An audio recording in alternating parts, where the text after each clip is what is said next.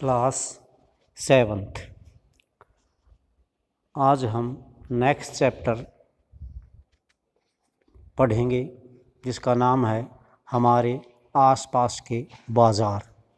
आप सभी बाज़ारों में अपने मम्मी पापा के साथ ज़रूर गए होंगे, तो आपने बाज़ारों में देखा है, उसी का चित्र आपकी आंखों के सामने पेश करने जा रहे हैं। इस चैप्टर के माध्यम से आप अच्छी तरह इस चैप्टर को समझना, सुनना और जो बातें बताई जाती हैं उनको याद करना।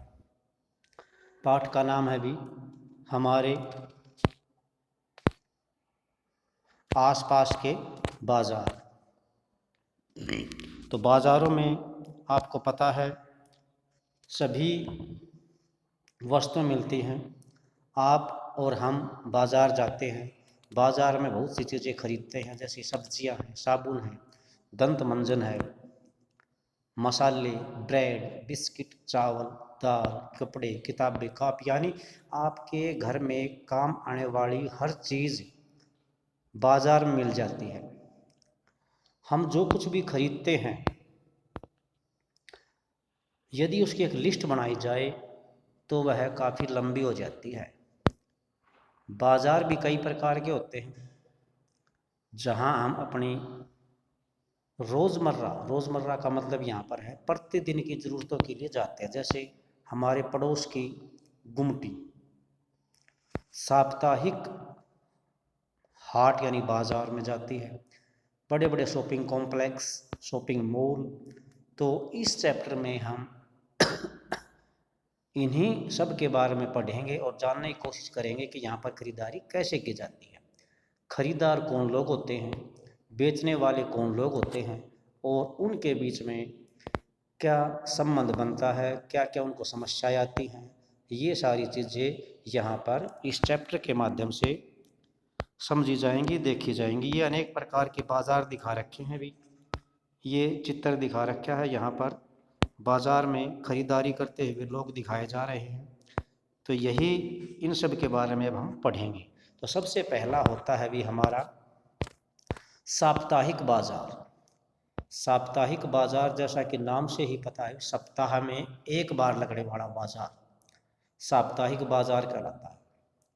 अब ये साप्ताहिक बाज़ार क्या है, इसके बारे में देखते हैं। साप्ताहिक बाज़ार का नाम इसलिए है ये साप्ताहिक बाज़ार क्योंकि यह सप्ताह के किसी एक निश्चित दिन लगता है। यानी साप्ताहिक बाज़ार एक हफ्ते में 7 दिन होते हैं, उनमें से किसी एक दिन ही लगता है। हम साप्ताहिक बाज़ार में रोज़ खुलने वाली पक्की दुकानें नहीं होती भी। यानी साप्ताहिक बाज़ार में डेली खुलने वाली पक्की दुकान नहीं होती। व्यापारी दिन में तो यहाँ पे दुकान लगाते हैं और शाम को अपना सारा सामान समेट कर दूसरी जगह चले जाते हैं। अगले दिन यानी जो भी दुकान यहाँ पर खोलता है वही व्यक्ति आएगा और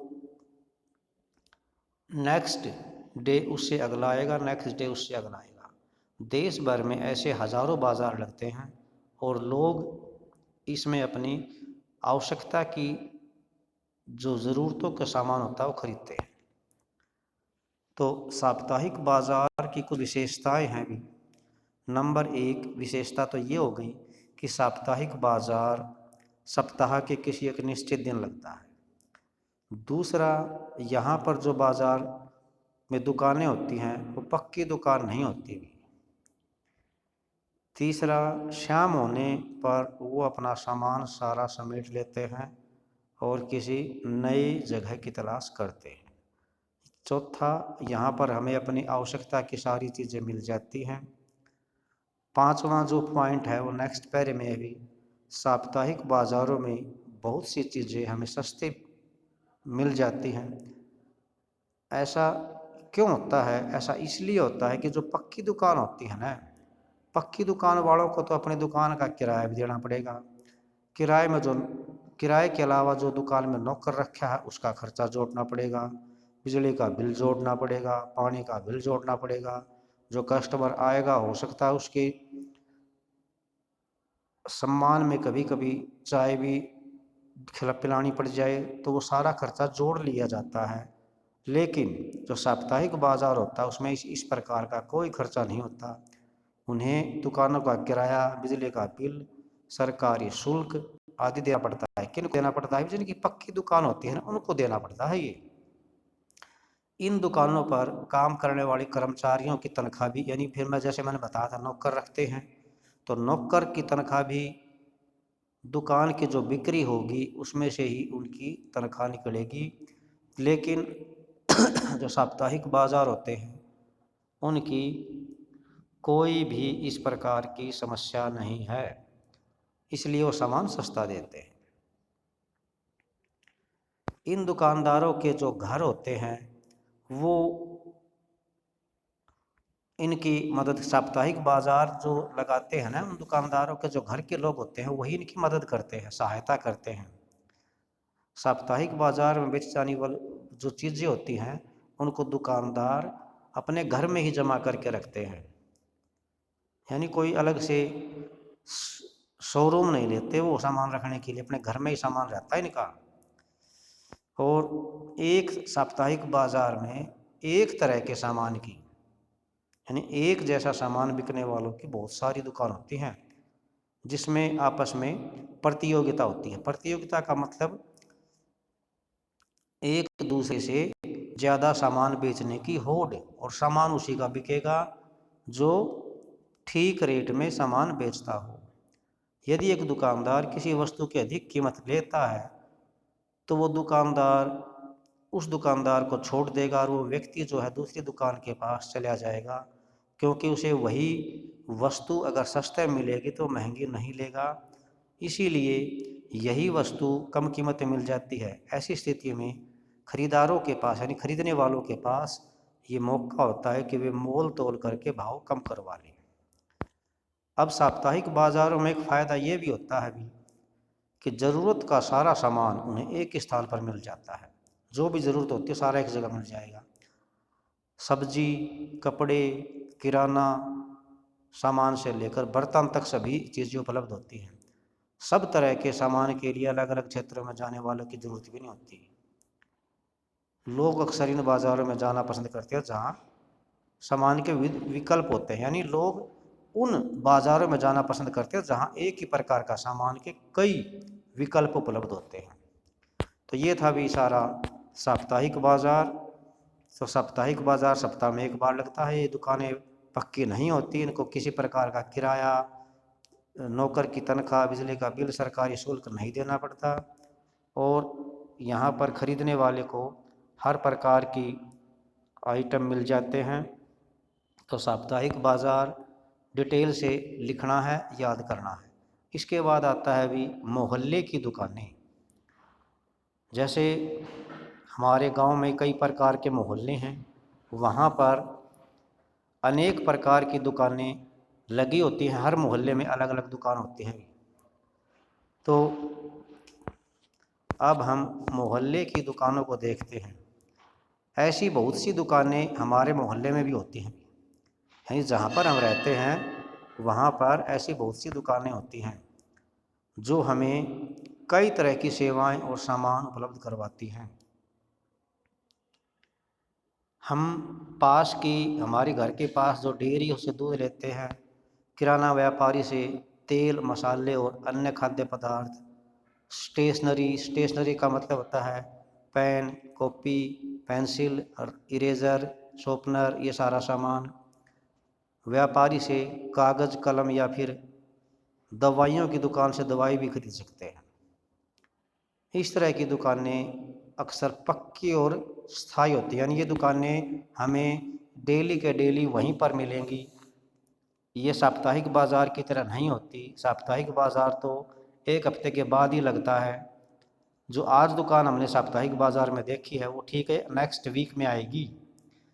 तो इनको साप्ताहिक बाज़ार की तुलना में दुकान का किराया भी देना होता है, नौकर का खर्चा भी देना होता है, बिजली का बिल भी देना होता है, सब कुछ देना पड़ता है इनको, मोहल्ले की दुकानों को। जबकि सड़क किनारे, यानी सड़क किनारे जो दुकान या रेहड़ी या और कुछ छोटा सा लकड़ी का खोखा होता है, उसमें दुकान चलाता है, जैसे फल विक्रेता है, कुछ गाड़ी मैकेनिक आदि भी ऐसे काम करते हैं। पड़ोस की दुकान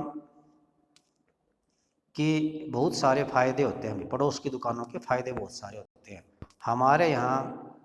वे नंबर एक तो ये दुकानें बहुत हमारे नज़दीक होती हैं, और हम सप्ताह के किसी भी दिन, यानी सप्ताह में किसी भी दिन इन दुकानों के पास जाकर सामान और किसी भी समय ले सकते हैं, क्योंकि दुकानदार हमें जानता है और हम दुकानदार को जानते हैं। और इस प्रकार दुकानदार और ख़रीदार एक दूसरे के परिचित हो जाते हैं, जान पहचान वाले हो जाते हैं। और दुकानदार ग्राहकों के लिए भी कभी कभी तो उधार की व्यवस्था भी कर देता है, यानी कि आज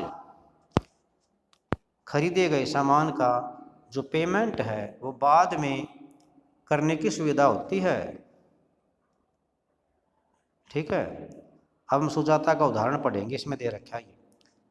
आपने ध्यान दिया होगा कि हमारे पड़ोस में कई तरह के दुकानदार होते हैं, कुछ तो पक्की दुकानों वाले होते हैं और कुछ सड़क किनारे सामान रखकर अपना सामान बेचते हैं। तो सुजाता ये है सुजाता। अब देखो भी, सुजाता और कविता एक दिन अपने मोहल्ले की दुकान में किराने का कुछ सामान खरीदने गई। कौन कौन गए? सुजाता और कविता। वे इस दुकान पर डेली सामान खरीदने के लिए आती है। आज भी यहाँ भीड़ थी। दुकान की जो मालकिन है वो 2 सहायक रखती है ताकि सामान आराम से बिकता रहे। सहायकों की मदद से दुकान का काम संभालती है। अब सुजाता और कविता दुकान के अंदर पहुंच गई तो सुजाता ने दुकान मालकिन को ज़रूरत के सामान की सारी लिस्ट बोल बोल के लिखवा दी, यानी जो सामान सुजाता को चाहिए वो सारा सामान लिखवा दिया। वे इस लिस्ट के अनुसार सामान तोलने और पैक करने के लिए अपने बड़े कर्मचारियों को निर्देश देने लगी। यानी दुकान की जो मालकिन थी वो फिर अपने नौकरों को कहने लगी कि ये सामान पैक कर दो। इस बीच कविता जो है चारों तरफ दुकान में देख रही थी। बाएं हाथ की सबसे ऊपरी शेल्फ यानी अलमारी पर अलग अलग ब्रांड की साबुन की टिकियाँ रखी थी। दूसरे शेल्फों पर दंत मंजन, टैल्कम पाउडर, शैम्पू,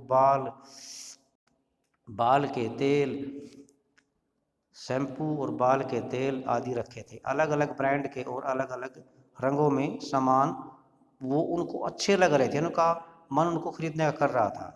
फर्श पर भी कुछ सामान बिखरा पड़ा था। सारा सामान तोलने और बांधने में करीब 20 मिनट लग गए। सुजाता ने अपनी नोटबुक सामने कर दिया। नहीं, सुजाता ने अपनी डायरी का मतलब यहाँ पर है वो सामान जो उसने लिया है वो अपनी डायरी में नोट करवा रही है। दुकान मालिक ने नोटबुक में 3000 की संख्या दर्ज की, यानी 3000 का सामान हो गया, और कॉपी वापस कर दी। उसने अपने रजिस्टर में भी यह नोट कर लिया कि क्या क्या सामान लिया गया है। अब सुजाता को अपने भारी थैले के लेकर बाहर निकली। अगले महीने के पहले हफ्ते में सुजाता ने उसके दुकान पर जाकर जो 3000 रुपये का बिल था वो चुका दिया। तो ये मोहल्ले की दुकानों के हमें फ़ायदे होते हैं। इन दुकानों का दुकानदार जो है हमें अच्छी तरह जानता है, हम दुकानदार को जानते हैं, तो वो हमारी उधार जो है कर लेता है। ये आप सब गांव में अच्छी तरह से जानते हैं। तो आज का हमारा प्रश्न 2 प्रश्न बने हैं, साप्ताहिक बाज़ार और मोहल्ले की दुकानों के फ़ायदे क्या हैं।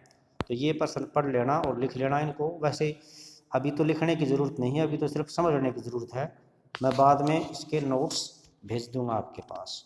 धन्यवाद।